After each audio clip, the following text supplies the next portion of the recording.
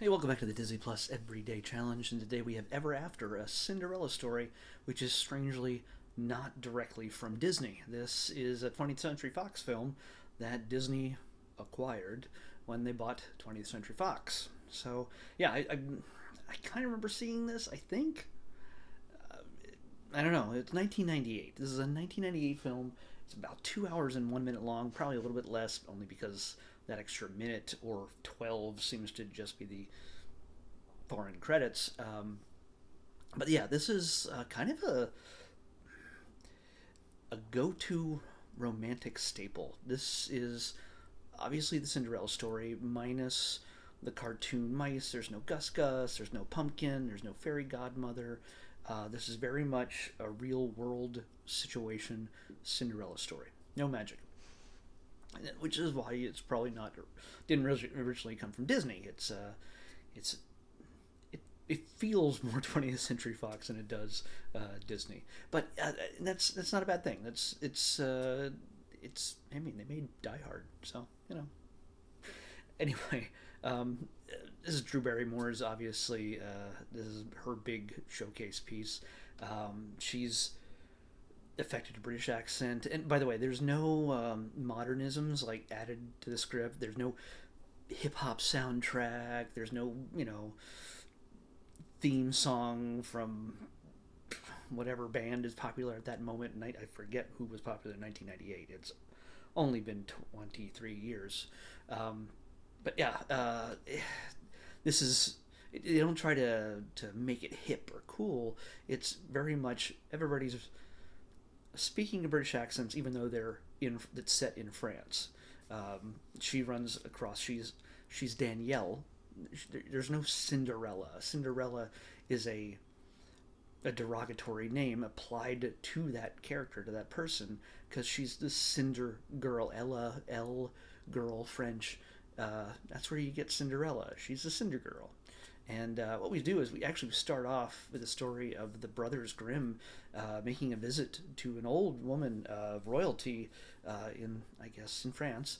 And you don't really know it's France because nobody speaks with a French accent except for one guy named Le Pew, and he's a skunk. He's a real skunk. I think they intentionally called him Le Pew. I don't even see his name in the credits. I couldn't find him, but he's amazing. He's a very very small but important part in this story, but he's the most French out of anybody, and he's a creep, but he's awesome. Awesomely bad, evil, but yeah, not awesome in a good way. But so everybody's British sounding, even though half the cast is American, or some of them, anyway. So the Brothers Grimm, you got the guys who wrote more than their share of fairy tales, or rewrote certain fairy tales in from history and made them their own, from folklore, various cultures.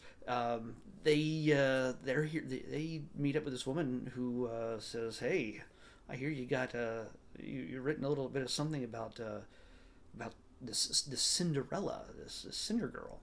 And they're like, "Well, yeah, well, a little bit different from the other guy who wrote that story with all the pumpkins and mice and everything else," which is a straight dig at Disney, the Disney version, not Disney himself, but the Disney version. And so she's like, "Well, you know what? I got something to show you." And she opens up a box, and in it is the glass slipper, and she has a story, and they're surprised. And she's there to tell them the story of how it really went, how the true story of Cinderella. And they had no idea. This was actually based on a real story. So what we get is her story. The woman, she tells this story of the true Cinderella, and her identity is revealed at the end, of course, Titanic style, but not exactly, because we're in about the 18th century or so at the beginning of the film, but of course this takes place in the 16th century, or so, a couple generations before. And so yeah, we get Danielle here falling in love with the prince, or coming into contact with the prince, and slowly realizing that he's not just snobby royalty, he is actually a decent guy, and he realizes that even though she's disguised as, you know, not a commoner, as she's she's disguised herself as someone of higher status. Um, he finds her to be interesting as compared to who he's betrothed to, and to every other woman who is out to get a piece of him because he's royalty and hunky, and she's actually intelligent. She has passion, and if if this doesn't, you know, get your romantic gears churning, this is probably released in February last month in 1998. I don't recall. I can't tell right now, but it sounds like the kind of thing they would release on Valentine's Day weekend. But yeah, did my girlfriend and I go see that? Man, it seems so long ago. It's really long ago. Anyway, the thing is, I don't remember hardly any of this, so I have to treat this as if I've never seen it before, even though I'm pretty sure I did. But we got a great cast beyond Drew, Doug Scott, who I believe right after this almost became Wolverine in the new X-Men film. But because he was already contracted to work on the next, like, Mission Impossible 2, I think, 1 or 2 with Tom Cruise, he lost out on that job of becoming Wolverine. So the guy in this movie, the Prince Charming here in this movie, Prince Henry, was gonna be Wolverine if not for Tom Cruise. You gotta make decisions. But that went to Hugh Jackman, and that was all right by all of us. So he's the lead in this. So it's Drew and Doug Scott, and the evil stepmother is Angelica Houston, who plays a beautifully cruel and manipulative woman. She's just she's perfectly cast. She's just amazing. We also get a strange addition to this story. There has to be kind of a kooky older mentor type that at least works. He's kind of a sidekick or a mentor to Prince Henry, but also gets mixed up a little bit in Danielle's life. And this is a man named Leonardo. Turns out it's Leonardo da Vinci, so a real person in history being woven into this story, this classic romance. Obviously not in the Disney version, the Disney animated version.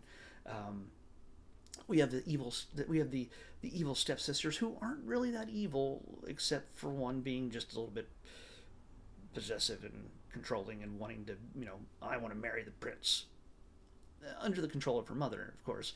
And she's fairly cruel. But the other sister, as we kind of see in the animated sequels and spin-offs, one of the stepsisters isn't really all that cruel. She's depicted as ugly and just unlovable in the cartoons. Here, she's not. That's not that she's ugly or unlovable. She's just not perfectly thin, and she's not classically beauty. But I think she's fantastic. She's Jacqueline, and I'm almost invested in her storyline. It's a very small B plot. It's just sort of it just gets thrown in there. I'm very much interested in any time she shows up on screen, because I love. Her name's Melanie Linsky, and I've seen her in a ton of other stuff. You've seen her in a ton of other stuff. Once you look at her here, you'll be like, I know her. She's been in so many things, but she's immediately lovable. She's sympathetic to Danielle's struggle, because she's seeing things that everybody else is kind of ignoring, because she has empathy, and she's been treated like crap by her mother, and so she gets an idea of she gets how Danielle gets treated so much worse. We also get to see the origin is why Danielle, Cinderella, is living with this woman and her daughters, and where's her real parents. We get that origin story right at the beginning of the whole arc, to tell you how she came to be Cinderella. Again, since there's no magic, there's no weirdness. There is enough that says there is the hunt for the shoe who fits in the glass slipper kind of thing, but in a different way. It's not exactly like we know in the cartoon. So if you want a different version of the Cinderella story, and it's just actually really well done romance. I really enjoy it. It's not too mushy. It's got that sort of Han and Leia kind of butting heads. We don't like each other, but we really do like each other kind of situation where they're not fully aware of it, at least not at the same time, or at least not willing to admit to it because their egos or fear of getting hurt gets in the way. It adds a little bit of tension. There's a little bit of adventure. Their romance is not just like, hey, we danced once, and then I ran away at midnight, and now we're in love. Their romance here is earned. They get to spend time with each other. They get to know who each other is, and despite themselves, despite how they initially feel about them or assume that the other is like what they believe them to be, Ponzi rich guy, or well, she never really tells him until the very end who she really is, as she does everything in her power to balance those identities. So yeah, there's a lot going on. Oh my gosh, I just realized that in a very small sense, Leonardo da Vinci is the fairy godmother, sort of. I don't know. I could be completely wrong with that. You watch it and you tell me. I don't know. Tell me I'm wrong. But yeah, so this is this is very much a fun romantic story, and it's easily the kind of thing you can put on in the background and enjoy. It's not necessarily a girls' movie. It's not an action film either. But I think it's just really well done, and the characters are likable. Everything flows as it should. There's no really strong, weird reaches of logic. There's just, you know what, that makes sense that person would act that way, and everything sort of moves. The pieces all come together as you expect them to in a Cinderella story as you know it. It ends the same way, in a sense, but I think, again, the characters are so much more fleshed out and than you have in the original Cinderella. Nothing against the original Cinderella animated film from Disney at all. It's just that this is just a lot more realistic, and it's just well done. So between the acting and the actors and the way the story is put together, I really enjoyed the film. I think it's worthwhile checking out if you haven't seen it in a long time, or if you've never seen it and you've seen all the other princess films. This is a different type of princess film, and Drew Barrymore, she's a sweetheart in this one. So check it out. Let's pick tomorrow's episode. 482. All right. 482. 482. Oh. Hey, we got a Pixar Spark short. It's a short. We got a short. We've been having shorts like almost every other day these last week or so. This one's called Smash and Grab. Smash and Grab Pixar Spark short. So yeah, we'll check that out. It's probably just a few minutes long, and we'll see you back here to talk about it tomorrow. All right. See you back here with that Smash and Grab on the Disney Plus Everyday Challenge.